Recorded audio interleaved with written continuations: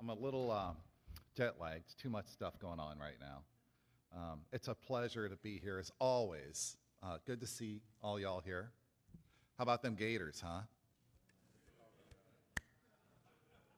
Yeah, I knew that'd get a big shout out here. It was stressful. It was a very stressful night, believe me. If you watch the game, it was stressful. Anyway, thanks to Peter. Thanks to everyone. Like I said, it's always good being back here. I'm kind of a unique person. So I've worked as a state regulator, state of Florida, obviously. I've worked as a federal regulator with the U.S. Department of Energy. I've worked on the Hill at House T&I as a staffer. I've worked as a Class 1 railroader with Burlington Northern, not Santa Fe, Burlington Northern. I'm very old, despite what Peter said, I'm very old.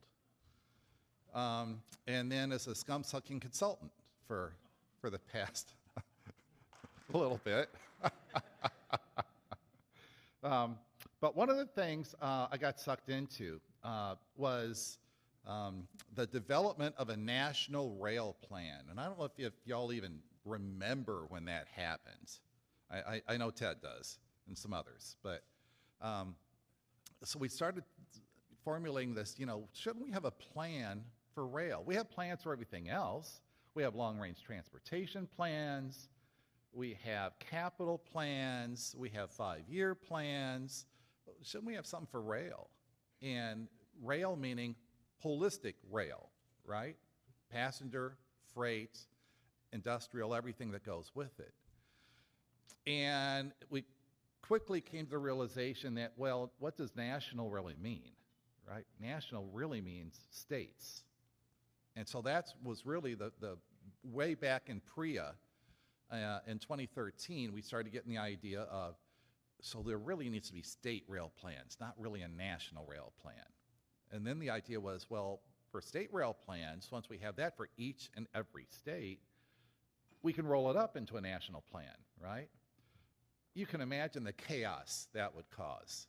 Every state is different, right? Every state has different planning, different budgeting, different goals. So the national rail plan kind of became a thing of the past, right? And so we did state rail plans. One of the first states to really jump on this, I'm proud to say, was TxDOT, right? TxDOT, it only got started, the rail division only got started in 2009. I don't think most people know that, right? I know that Jeff Davis or any of the staff will tell you that, they're really still trying to find their place in the whole department. But obviously TxDOT was needed, right, to implement rail planning and rail policies for the state. They've done that. They also kind of ended up owning their own short line railroad, which was interesting, right? A lot of states actually do own railroads. I don't think a lot of people know that either. That kind of puts a different twist on things when you look at a planning kind of an activity. Back to the plan, right? So what PREA established was, okay, states, we're going to give you some guidance on what should be in a rail plan. We're going to basically say that you need to renew that rail plan every 5 years, originally 5 years, and we're going to use this kind of as an evergreen document for your state so that when you come to the feds and ask for money through grants or loans or whatever, we have some comfort that you've planned this out, right? We also will take some comfort that it's integrated with your other planning efforts, such as your long-range transportation plan, if you had any freight planning, if you had your capital budget planning cycle. Does it mesh with that, right? Is it all integrated into your other planning activities? More importantly, they wanted these rail plans to reflect what the stakeholders wanted, right? That's always the trickiest part of these plans, really is. So you got to have some goals and objectives to these things. I'm not going to read them off because I'm going to go into a little bit more detail later on these. But, you know, the rail plans become, like I said, a living document based on what we hear from the stakeholders, right? And that's the way it should be, right? We just don't make this up in a vacuum. We understand what's needed, listening to stakeholders. We understand what's maybe not needed from the stakeholders. We understand what their expectations are. We understand maybe we can't meet those expectations, and that's a chance to have some dialogue with those stakeholders, right? Because they want everything. And as you know, we can't deliver everything. We are fiscally constrained. We are sometimes policy constrained. We just can't get there. But we need to at least let them know why we can't get there, right? That's a really important part of these planning efforts. It's not just putting projects on a piece of paper. It's really putting the rationale behind them on paper, right? So we're really good. I am so glad that Jim gave that presentation before mine, so I don't have to be the negative person. He was. All I can say is I just gave his presentation yesterday at the annual American Short Line Regional Railroad Association meeting in Denver. And it is a lot of uncertainties right now. You know, I won't use the words doom and gloom, but there's just uncertainties. I do agree that a new surface transportation reauthorization plan is going to get kicked down the road. I just don't see it happening anytime soon. I do see some budgets getting clawed back. That's in process right now. Not to be negative, it's just that's where we are right now. There's so much uncertainty. I was on another panel yesterday with two very, very brave ladies from the FRA that actually somehow got permission to travel to the Short Line Association meeting. There's no answers. I felt so sorry for them because they're friends of mine. I've known them for years. And there's no answers, right? The best we can do as an industry group, right, as a sector, is put down in a planning document, here's what we need. It may not quite dictate how are we going to get there, but at least on paper we have a document that shows this is what our needs are. And this is why we need these elements, right? It really comes back to these goals and objectives. So like I said, state rail plans have kind of been formalized, right? There's actually a code that requires state rail plans, 49 CFR 266. We did that on purpose because we wanted to try to make each state consistent with each other, right? Because like I just said originally, each state's different. Each state's got different planning elements, different planning processes, different planning policies. But we wanted to have something that would be apples to apples, at least on the federal level, right? That's not easy to do. So we basically developed a cookbook. We developed a guidance manual way back in 2015. Does it need to be revised? Oh yeah, but it was a step 1, 2, 3, 4, 5, 6 cookbook, right? It's the recipe of how you do a state rail plan. Can you vary from that? Yeah, you can vary from it, but the FRA guys don't like it. So it's very, very cookbook. But again, it's based on a very comprehensive and coordinated planning activity, right? I'll use the word stakeholder a million times in the next couple minutes. Every surface transportation reauthorization bill that comes out recodifies state rail plan requirements, right? For example, I said there were 5-year that were due. No. FAST Act, now it's every 4 years. Is that a hard and fast requirement? Kind of not. Because is the FRA going to have any enforcement if you don't submit your plan exactly 4 years? No. There's no teeth in that.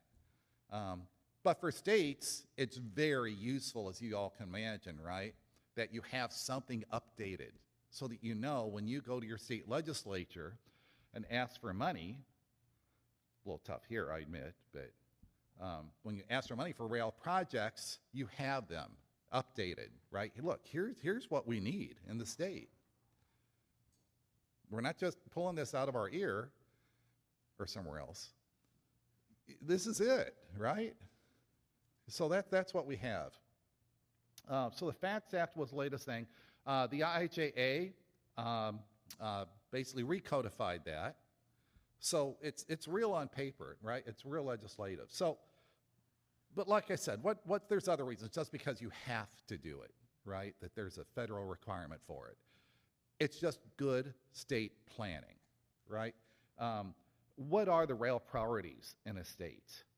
Now, and 4 years from now, and 20 years from now, right? What are those? This is our chance to actually look at these things and think about them and put them on paper. We have an opportunity to actually go project by project by project and list those in there. Again, both in a short term, which is up to 4 years, or in long term, up to 20 years.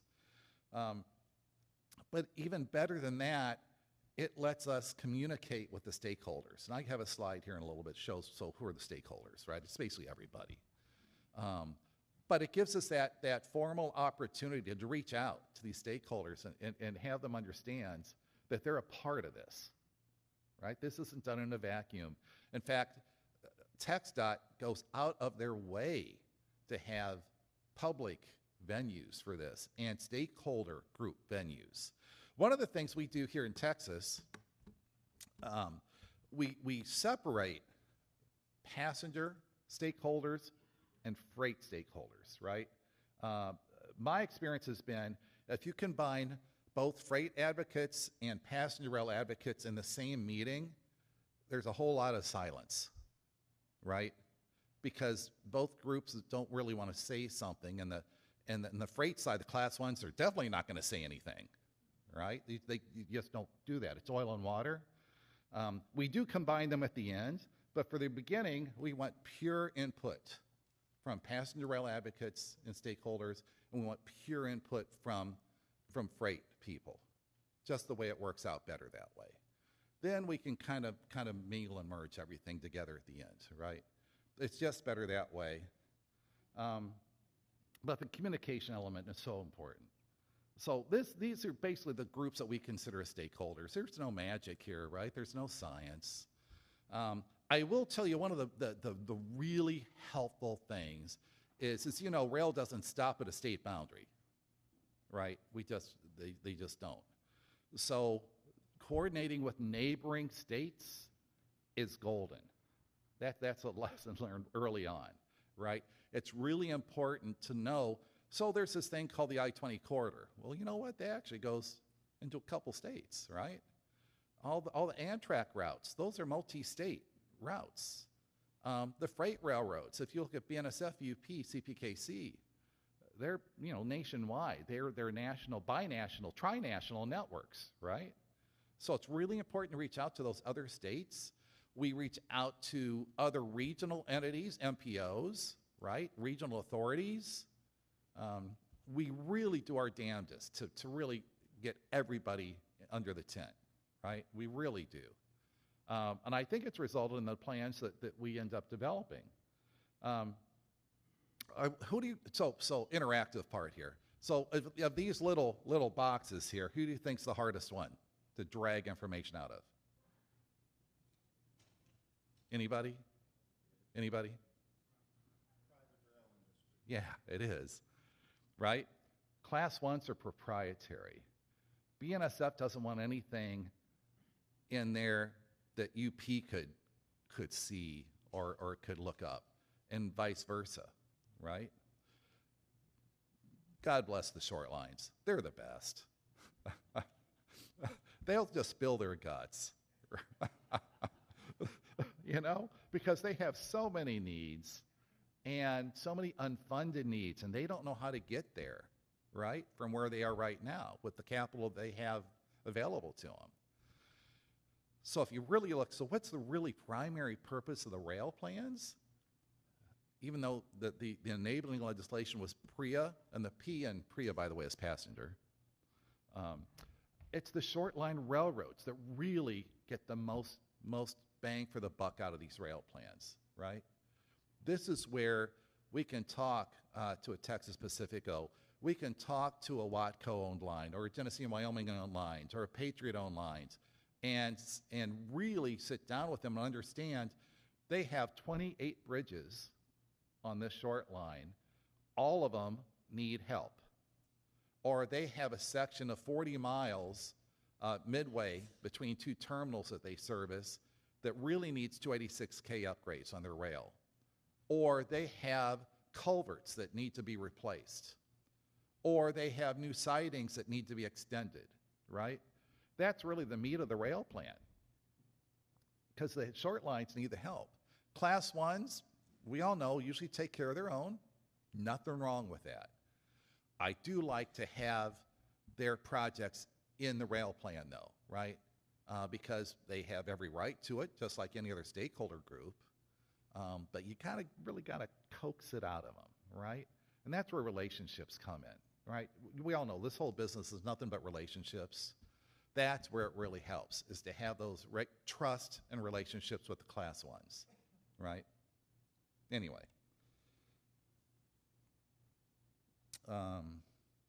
What's next here? Why is that not advancing? There it goes. Definitions. This is a very sophisticated audience, so I think we all know these simple definitions, right? The only one I'd say that kind of confuses people is when you really get down to commuter rail and intercity rail and long distance rail and light rail. There are very direct definitions for those. We just had a public meeting 2 weeks ago for the Georgia rail plan. And, you know, in Georgia, much as it is here, you have different operating, you know, commuter rail lines, you know, like MARTA, for example. Well, here we have a whole bunch of them, right? We have Cat Metro, we have DARTs, we have a whole bunch of them here. But it's important to, in the plan, to very, very well define what those are, because a lot of the public really doesn't understand. They see a train, it's a train. They don't really know. So in the rail plan, we really try hard to define those different modes, right, of rail, because each one is different, right? Some are more metropolitan, some are more regional, some are national, right? So we really try to do those definitions. I want to spend a little bit of time on goals and objectives too, because the one big part of these plans is how we can develop these objectives. And you know, a lot of our planning exercise is kind of like, oh yeah, well, we have goals, but you know, we've had the same goals for 100 years. Not so in rail. Rail changes, rail evolves, right?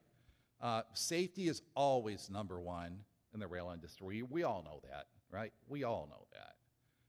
So goal number one is always safety. How can we improve safety? How can we enhance our safety practices, our policies, our infrastructure, right? So that's always number one, the way we look at this. Number two is always preservation. How do we preserve what we already have, right? How do we keep it from deteriorating? How can we keep them from going away? It's really, really important in terms of multimodal assets especially, right? How do we protect the maintenance funding? A lot of these are tied to funding, by the way. How do we protect the funding for these maintenance? How do we protect funding for operations? And again, I'm talking mainly short lines, right? How do we protect that? Because as you heard before, those are the first and last mile connections, right? And those are almost always short line railroads. So how do we protect them? How do we preserve what they already have and maintain that for them, right? It kind of goes along with the next one, is enhanced mobility. So once we've preserved all that, how can we build it up, right? How can we make it better? How can we improve it? And part of that is just driven by growth, right? And so it's that enhanced mobility. And, you know, it sounds like that's all for movement of people, but it's movement of goods and freight as well, right? How do we enhance that? How do we improve it, right? Because as we all know, that's at least on the freight side, that is a humongous economic engine for the state of Texas. Huge. You know, the ports aren't ports without that rail connectivity to get their goods imported or exported. Really, really important to enhance the mobility. How do we improve the connectivity, right? And again, that's multimodal. How do those local commuter rail lines, how do those connect to regions? How do those connect to the rest of the state? How do they connect to the rest of the nation, right? Is there a way we can increase all that, just even on a statewide level? And again, that's something I don't think people really understand, that it is all connected, right? That's what I think all of y'all can help with our state legislators. Help them understand it is all connected. It's not just about patching potholes and roadways. Anybody here from Louisiana? Thank God. You know, Governor Landry, the new governor in Louisiana, right? Jeff's whole platform on transportation was patching those nasty potholes in our highways in the state. Period. Right? That's not what this is about. This is about actually, you know, connecting the dots. How do you connect those ports? How do you connect these commuter rail lines? How do you connect the airports, right? Because at some point it's multimodal, right? So that's really important for Texas. Stewardship is really important. How do we protect what we have, right? How do we maintain or even identify before we maintain the funding that we need on a state level to sustain what we have? That's really hard. That's really hard. You know, even with the overall TxDOT, when you compare the state transportation budget to the whole statewide budget, right? That's a hard battle every legislative session. It's always a hard battle. So how do we get rail into that battle, right? And I know Peter and his team fight that fight every day for all of us in the state, right? But that's really important, that stewardship. How do we take ownership of it? And then there's economic vitality, right? I said that, you know, rail is so much of a part of the economic engine of the state of Texas. Of course it is, right? People don't understand that. It's a train. It's just a train going in my backyard, right? They don't understand what that train has and the importance of that train. It's up to us to really help them understand that. So those goals and objectives are really important in this plan, right? So what's the plan? The plan is, again, I told you there was a cookbook, and I'm not really for this. We do need to change this, right? I understand when we put together the policy to begin with, we wanted an apples to apples, so each state could be reviewed on an equal basis, right? Texas could be compared just like we compare Maine or Vermont or Montana, right? But I think we went too far. It's so prescriptive what we did that we really need to revise it, right? So you can see that the elements of a state rail plan, right? There's basically 6 chapters plus appendices, right? But you can see that the points there. One is the numbering's got screwed up somehow. But the role of rail, what is rail in the state of Texas? What is it, right? What's the role of it? The next one, chapter 2, is always the existing rail system. What's our baseline? What do we have to start with? What are the assets in the state? How many miles of railroad? Who owns that railroad? Are they class 1, 2, or 3? Are they, how many terminals are there? How many everythings are there in the state, right? We get to index all of this. And that's really good that we update this thing every 4 years because those things change, right? So that's really important. And that part comes into a description and an inventory part of it, trends and forecasts, right? Is there a greater need? Is there a lesser need? Where are those needs? And that really leads to the meat of the document, right? So based on that, what are the needs and opportunities, right, in the state for rail? That goes into the next two chapters. Chapter 3 is what are those passenger rail improvements that are needed? Chapter 4 is what are those freight rail improvements that are needed? Kind of makes sense, doesn't it? And then you go to chapter 5, which is really the meat of it. What is your rail service and investment program, right? That's what you present to your legislature. Look, here it is. Here's our needs right here. We have 3,000 projects. And then the next 4 years, here's what they are, here's how much money that they need, right? The idea was then, on the federal level, all these state rail plans roll up, right? And this was the mythical National Rail Plan really intention was, all right, here we have all these. We have Texas needs $2 billion. We have Vermont needs $200 million. We have, Montana needs, maybe $20. Nothing against Montana. Actually, Montana is really in the thick of it now with Big Sky Passenger Rail Authority. But that's Nicole's story. So it's it. That's our wish list, right? That's how we back up our wish list. Here's the details, right? It just makes perfect sense to me. Chapter 6 is who did we talk to about it, right? Where would that outreach come from? Where did we hear this from, right? How many stakeholder meetings did we have? What do we hear in those stakeholder meetings?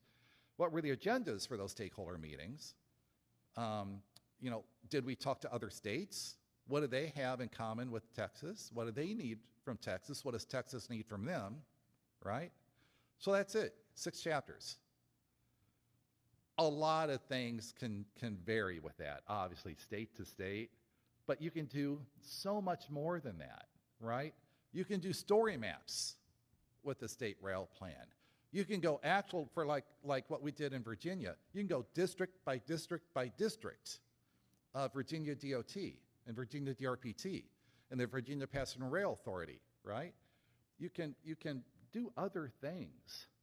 Just because the FRA doesn't require it doesn't mean you can't do it, right? I'm doing 6 of them right now. Georgia and Kentucky, we're doing those story maps, right? Yes, we do the check the list, 6-chapter version, but we go beyond that because it's easier for people to understand, right? It's easier to communicate the needs. So I just wanted to put that. So this is the recipe for it.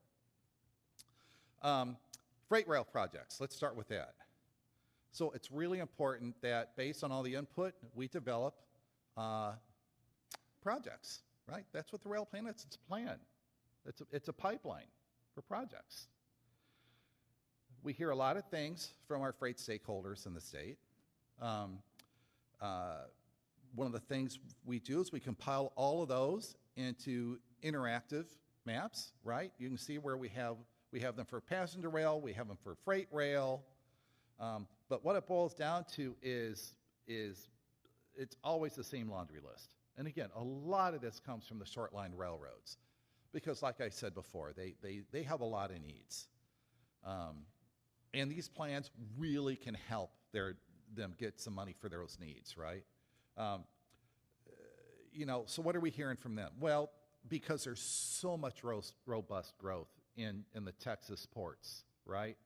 How does rail keep up with that growth? You heard from Corpus Christi, right, earlier. So much growth generating so much rail infrastructure needs, right? So we document that in these plans. Intermodal terminal, right? Intermodal's not going to slow down. It's going to grow and grow and grow. Notice I haven't said anything about tariffs. I'm not going to, I don't think. I said enough about that yesterday with a different group. That's where the doom and gloom comes in. None of that here. But how do we keep up with this just surging intermodal container growth, right? Again, that's connected to our ports. But when you move them inland, what happens then, right? So we try to have that in these rail plans. Cross-border, Texas is so unique in our cross-border transportation, right? How is that handled?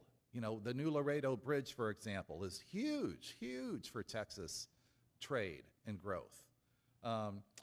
Short line upgrades, I talked about almost every one of them needs 286K upgrades. They need structures upgrades or replacements. And then transloads, right? Transloads are a hot thing right now, right? How do you get it off of truck and onto rail? All of these are in the plans, right? We do the same thing with the passenger rail side, right? We have interconnect for the whole passenger rail network. We kind of go above and beyond in the Texas rail plan. It's not just about intercity passenger rail, right? We go to commuter rail. We do the local, right? What's going on with Galveston? You know, several towns have trolley systems. We have that in the plan, right? Texas legislature has a really interesting requirement that's unique among any other state. There is a state requirement that the passenger rail chapter in the state rail plan needs to be upgraded every year on an annual basis, the passenger rail chapter. Nothing else, just the passenger rail chapter, which is interesting, right, for Texas? There's a long story of how that happened. I blame it on Curtis, but I blame everything on Curtis because he's a good guy, even though he's an Aggie. Oh, I better be careful. There's probably a lot of Aggies in here. I guess we can't all be Gators, can we? But we do the same thing on the passenger rail side, right? What are those future investments that are needed? And again, it's growth. I think I killed it. But it's growth, right? That's the common denominator in freight and passenger and everything. How do we keep up with growth? So how did that happen? There we go. But, you know, and Nicole feels the pain for sure, and I know Karen Hedlund does too, is when we talk passenger rail, we really talk freight rail, right? We know passenger rail is on freight rail. It's on a host railroad. It's not the best way to do it. We all know that, but it's what we have. Maybe some year we'll grow out of that and have dedicated passenger rail corridors. I hope so. Not in our lifetime, I don't think. But what would that look like in Texas, right? What are those rail volumes that are going to generate capacity issues for passenger rail, right? It all comes down to capacity. If you're on the BNSF Transcon, you're only going to have so much capacity for so many new trains, for train sets and slots, right, on that Transcon. How does that work with passenger rail on there, right? That's why there's so much operations modeling and capacity modeling associated with these passenger rail projects, right? How can we make that work?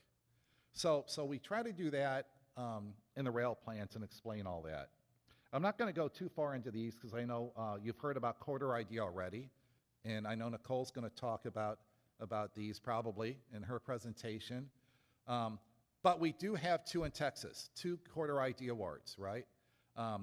We should have had a third, but I'm not going to say why not. That's Jeff Davis things.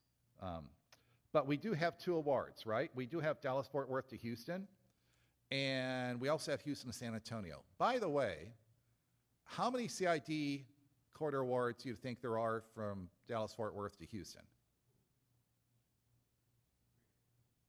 There's 3. Really? 3. There's 3. TxDOT version, NZT COG version, Amtrak version.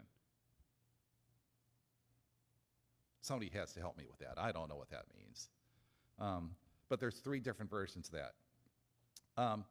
There's a third leg of the Texas Triangle that as soon as the next NOFO comes out, Notice of Funding Opportunity for CID comes out, hopefully this fall or late summer even, we're hoping, we get that third leg.